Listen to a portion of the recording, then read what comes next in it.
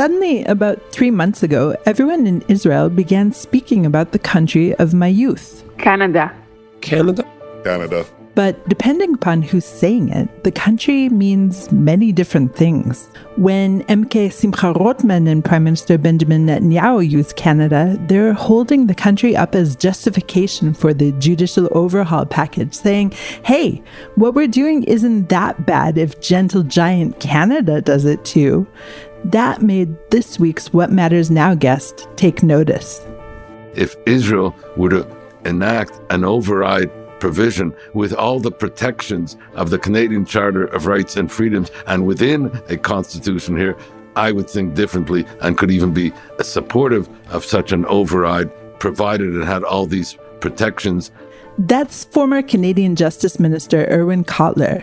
Cotler joined me this week to discuss how the use of Canada as an example in support of the judicial overhaul package is, well, fake news.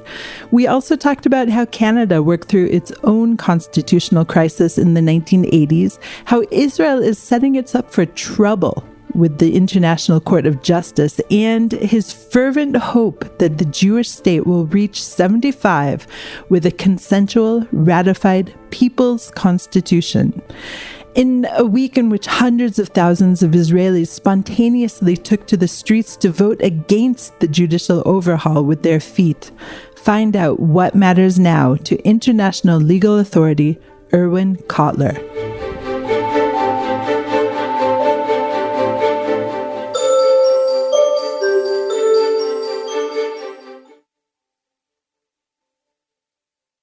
Irwin, thank you so much for joining me today in our Jerusalem offices. It's been quite the week with a general strike and all sorts of tumultuous protests on the street.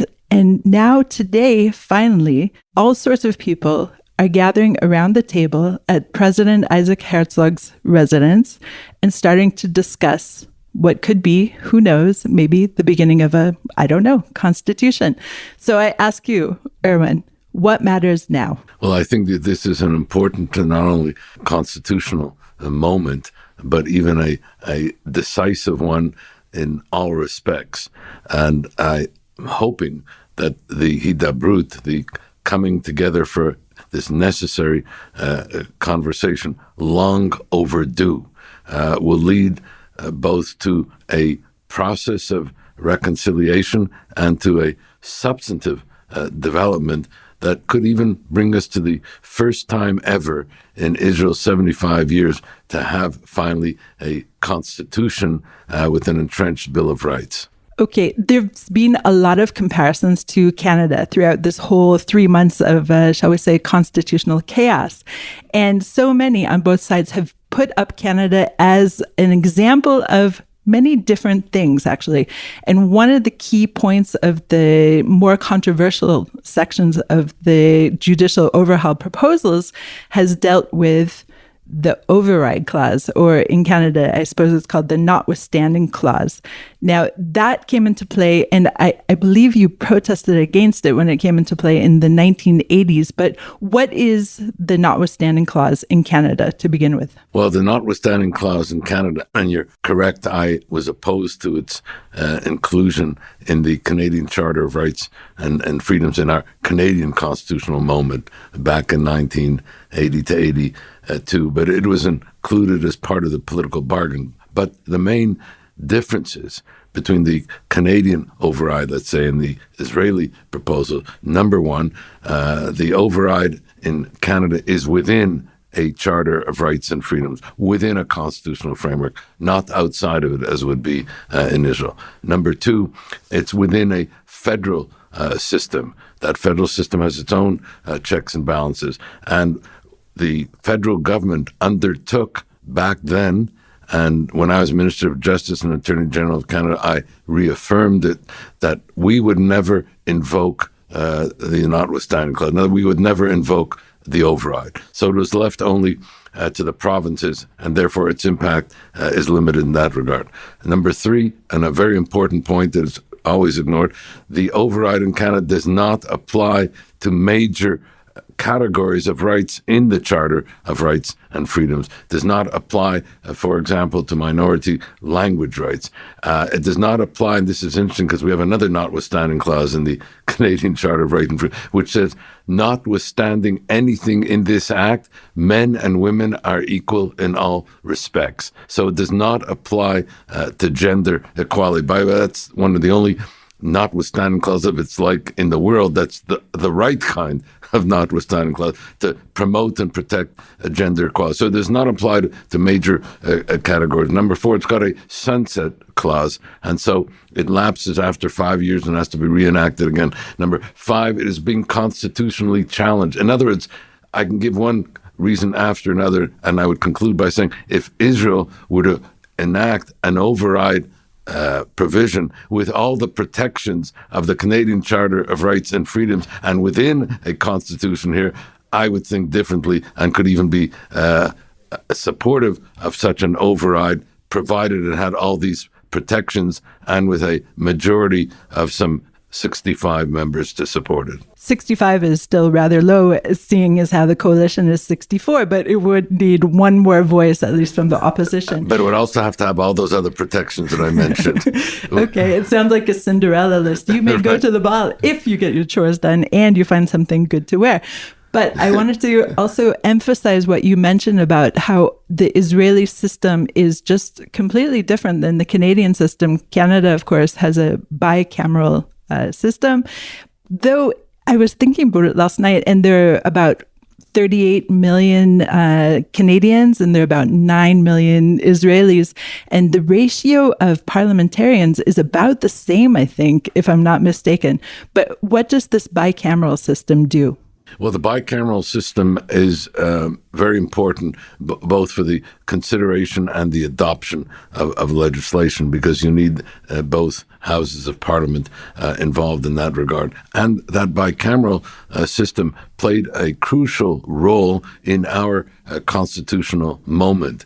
Back in 1980, the then Canadian Prime Minister Pierre Trudeau, the father of the present Canadian Prime Minister Justin Trudeau, proposed as one of his first initiatives when the Liberals came back to power a Canadian Charter of Rights and Freedoms, something that he had been speaking of beforehand and the like. What then ensued was a sustained deliberative process anchored in the joint House-Senate Committee on the Constitution. That met both in 1980 through 1981, and hundreds of groups appeared before it and made submissions. Hundreds of others also submitted briefs and the like. So you had, as I said, a sustained, deliberative, engaged process overseen by both houses of Parliament with representation from all parties. And so you had this engaged process. And at the end of the day, when the Charter of Rights and Freedoms was adopted, it was very different from the one proposed by Trudeau. And he himself said at the end of that process, when the Charter of Rights and Freedoms and Constitution was adopted, he said, you know, this began as the Trudeau Charter of Rights and Freedoms. It has ended up as the People's Charter of Rights and Freedoms, and it is all the better for it. And so I would like to see a similar process involved here. The other thing that's very important, I think, with regard to Israel, is that the adoption of the Constitution, the Charter of Rights and Freedoms, Canada moved from being a parliamentary democracy to being a constitutional democracy, from the sovereignty of Parliament to the sovereignty of the Constitution, to the courts and the Supreme Court being not only the arbiters of legal federalism and disputes between the federal government and the provinces, as it had been for 115 years since Confederation in 1867 till 1982, but it now became the guarantor of human rights, not because the Supreme Court sought that, but because Parliament vested in the Supreme Court that authority for the protection of human rights under a constitution and an entrenched charter of rights and freedoms. Okay, so cast your mind back to the early 1980s, if you can, and try and explain to me the pros and cons of both systems, because this couldn't have passed. I mean, Canadians are polite, right? But this couldn't have passed so easily as you're somewhat describing. It sounds very utopian, like that now at the end we have this People's Charter.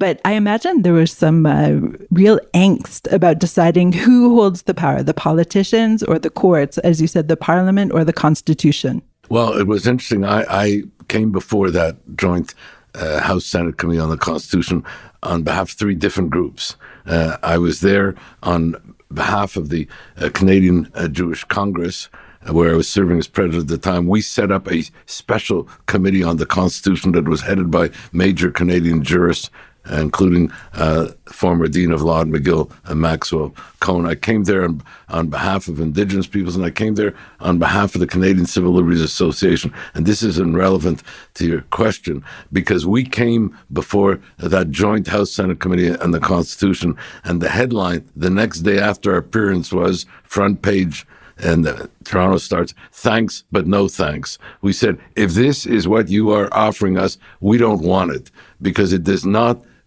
vest in the Supreme Court, in the judiciary, sufficient authority and independence to protect the Constitution and to protect rights. We believe that the government and the Parliament would still have too much authority under the Charter of Rights and Freedoms. So we sought that kind of rebalancing, that kind of relationship between the three branches of government for the purposes of protecting the free and fair elections and Parliament role and executive responsibility, but also an independent judiciary with the authority for judicial review. But even today, Canada isn't a perfect system. If I'm not mistaken, there are, 9 Supreme Court justices, and they're politically appointed, no? Well, this is it. Again, the situation here is not always understood, because not only did the Israeli government people point to Canada for the override, they looked to Canada also with regard to the judicial appointments process. But it's very different. They are correct in that up till 2004, it was what they claimed it to now be. In other words, the appointments of the Supreme Court were by the Prime Minister on the recommendation of the Minister of Justice. The process was not open, transparent, public, interactive, and the like. When I became Minister of Justice and Attorney General back in 2003, the irony is that I then invoked the Israeli model for choosing Supreme Court justices, because I thought this was a much more inclusive, representative model that had on its panel here ministers, parliamentarians, Supreme Court judges, and the like, and recommended that model for Canada. That model was not adopted, but it did lead to the model that we now have, which is the final appointment is still made by the Prime Minister on the recommendation of the Minister of Justice. However, this follows an independent advisory committee of 8 people on whom sit 3 people appointed by the Minister of Justice, 2 of whom must be from the public, then a representative from the Canadian Bar Association, a representative of the Federation of Law Societies of Canada, it's part of the federalist system, a representative of the Canadian Law Deans, that brings back a representative of the Indigenous Bar Association to reflect diversity and the like. In other words, it's an 8-person independent committee. The first chair of this advisory committee, for example, was the former Conservative Prime Minister of Canada, Kim Campbell, who was appointed by a Liberal government, Justin Trudeau, to chair this independent, nonpartisan advisory committee, whose makeup is of the most distinguished of those 8 peoples in each of the categories. And they are themselves to then engage in a process involving the recruitment of and engagement with prospective candidates, and in particular there's an inventory or protocol whom they are to consult with. The process is public, transparent, reported upon, etc. They then recommend at the end of this engaged process 3 to 5 candidates. Those 3 to 5 candidates are given to the Minister of Justice. He then himself engages in another process, which also includes meeting with members of Parliament of both houses, etc., etc. They finally come with a list that is agreed upon consensus. That is then given to the Prime Minister, and then a candidate is chosen. But after a very sustained, deliberative, open, transparent, engaged process. And he must recommend somebody from the list that was generated by this advisory committee? He's not obliged, but that is the clear expectation. And that's what's happened. Okay. Yeah. That's a long process. It's a very long process. And interestingly enough, we finally now have, as a result of the most recent Supreme Court appointment, the first ever Indigenous person to sit on the Supreme Court of Canada, an Indigenous woman. And prior to that, out of that same process, we had the first member of the Baha'i community, Canadian Baha'i, to sit on the Supreme Court of Canada. So you can see that it's reflecting, diversity as well as excellence, resulting from that, protracted and sustained deliberative process. So now that Israel is poised, because basically this legislation of judicial appointments is ready, prepped for its voting, to abandon this more diverse system of choosing Supreme Court judges, what do you foresee? Well, I think if the proposal of the Judicial Selection Committee, as was proposed by Levine and Rothman, I believe it would not be a process that would be inclusive, representative, anchored in excellence, and the like. The judicial selection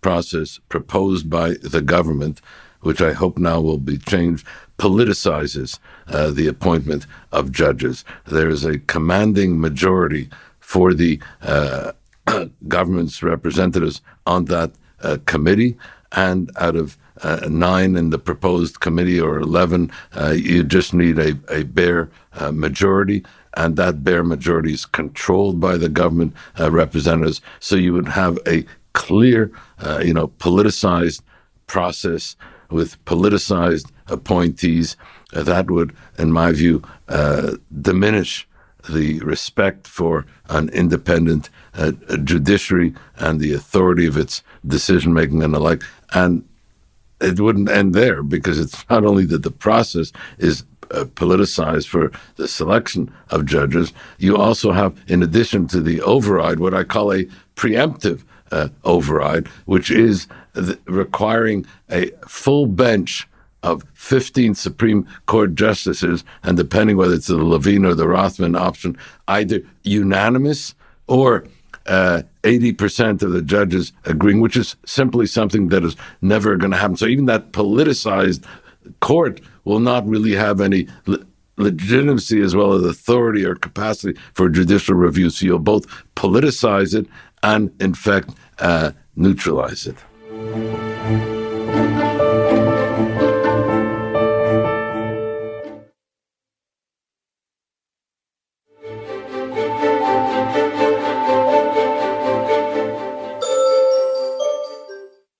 You talked about your role as being Justice Minister and Attorney General. That seems rather vast. Here in Israel, it's likewise a very vast role. Do you think here in Israel it should remain such a huge role? Well, that's an interesting question. Actually, when I became Minister, I had 3 major responsibilities. I was Minister of Justice, I was Attorney General, and I was the head of the prosecutorial authority. I felt that was vesting too much power in one individual, and so I recommended at the end of my term to the successor government, which was a conservative government, that the prosecutorial authority be hived off and be made independent, and that was accepted.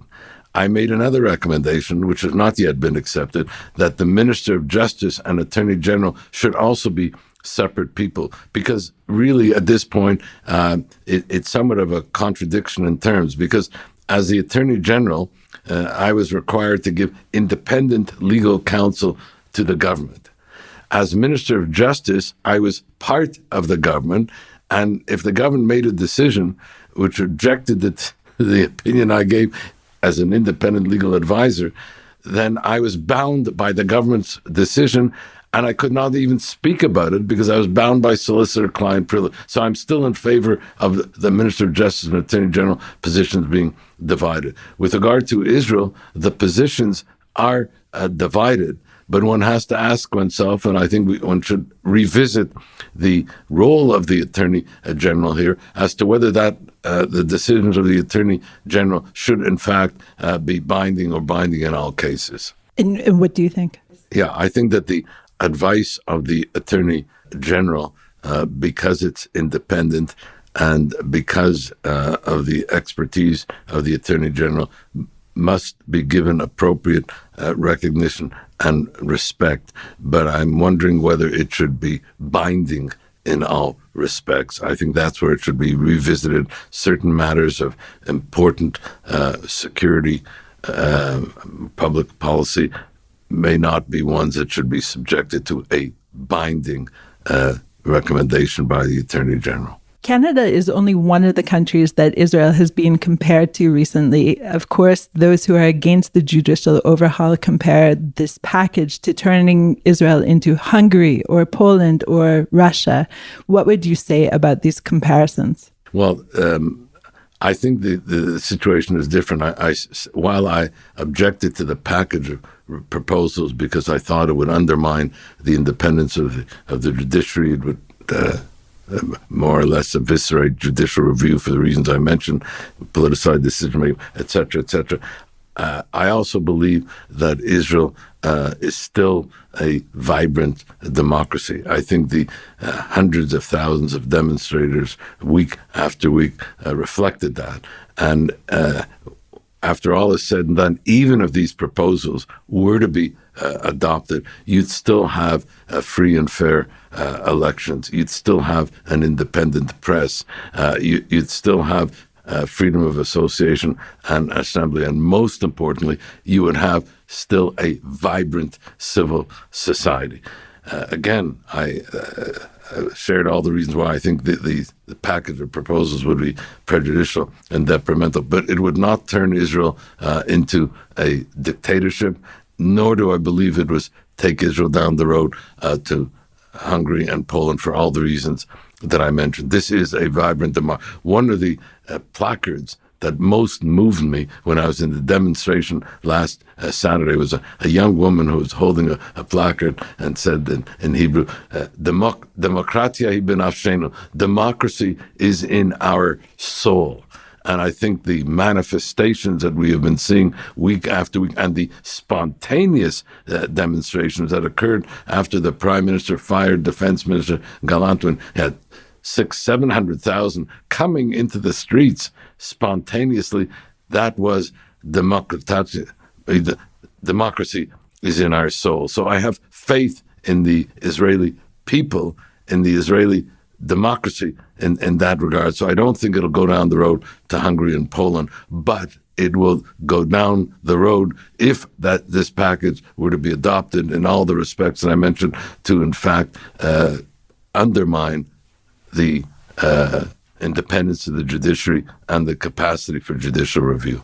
Do you think that if this package is adopted, that Israel's standing in, for example, the International Court of Justice will be changed? I think that, as we have seen, the very prospect of this being adopted has already harmed Israel's standing. You see the comments that have been forthcoming, including from Israel's most important strategic ally, the United States. But with regard to the International Criminal Court, for example, you've made a very important point because the reason that the court, and I submitted a brief to the ICC as to why it should not have jurisdiction, And the main point I made there was the principle of complementarity. That is, that because Israel has an independent judiciary and an independent Supreme Court, then there's no authority for the ICC to open up investigations and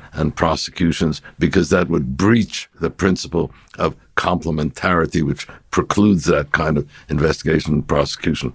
However, if this package of reforms were to be adopted, it might lead some to argue that, well, there's no longer an independent judiciary. The principle of complementarity does not apply. Therefore, let us open,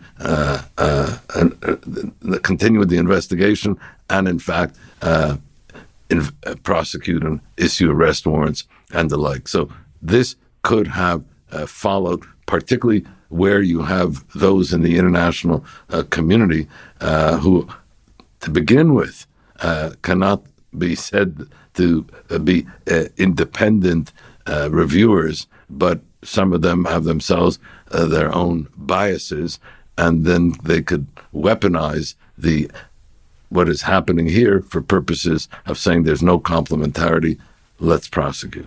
And when you're saying arrest warrants, you're talking about even just the regular soldiers, right, who might be leaving Israel and stepping foot into a country that could possibly be hostile. Yes, it would make any country that is a state party to the to the International Criminal Court, a place that could, in fact, be called upon to in fact, enforce an arrest warrant. It would put, Israelis and Israel in a very difficult position. And how far away from that do you see us if this package is adopted?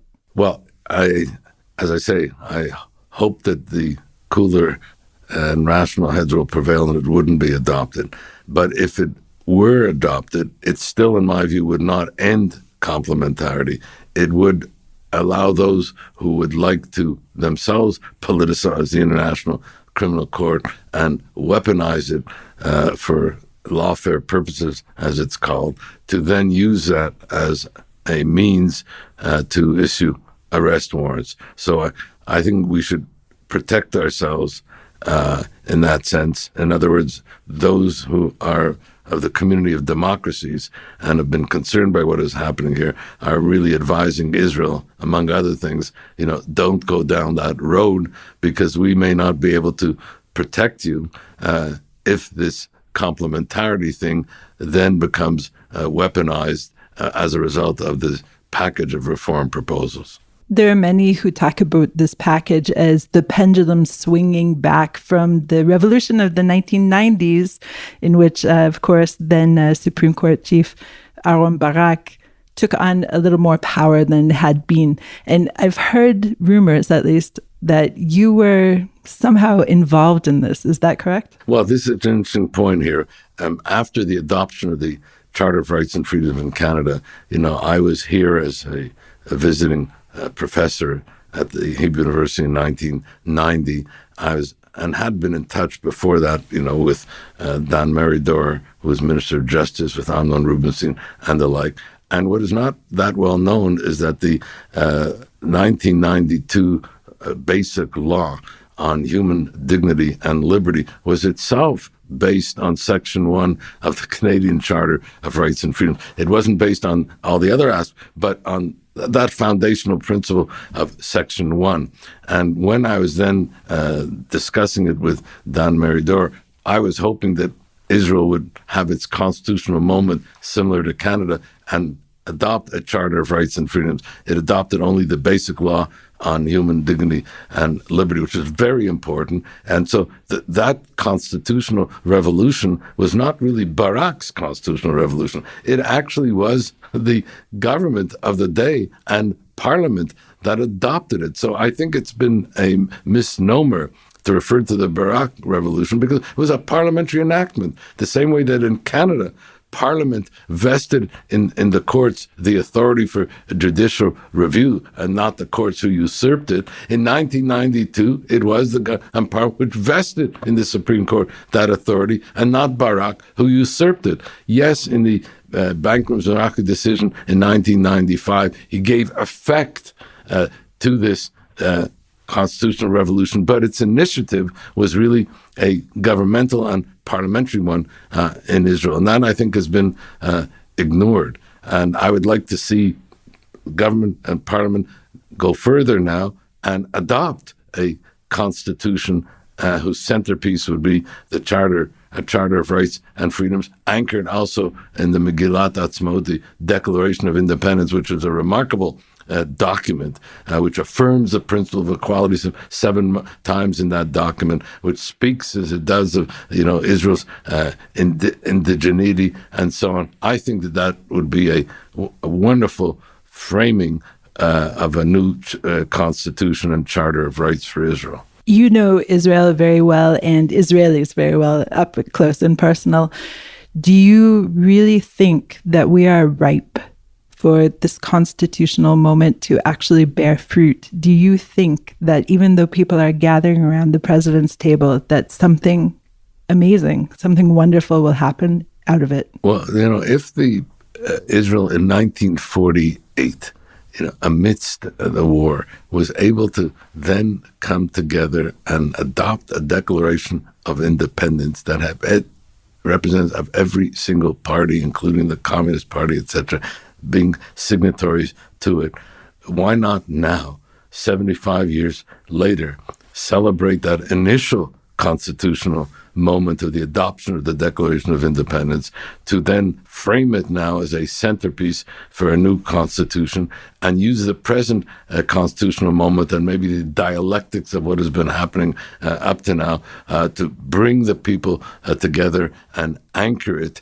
in a, as we said in Canada, but it can be said for a people's constitution, a people's charter of rights, anchored in the principle of Israel as a Jewish and democratic and just state. But do you really think it will happen?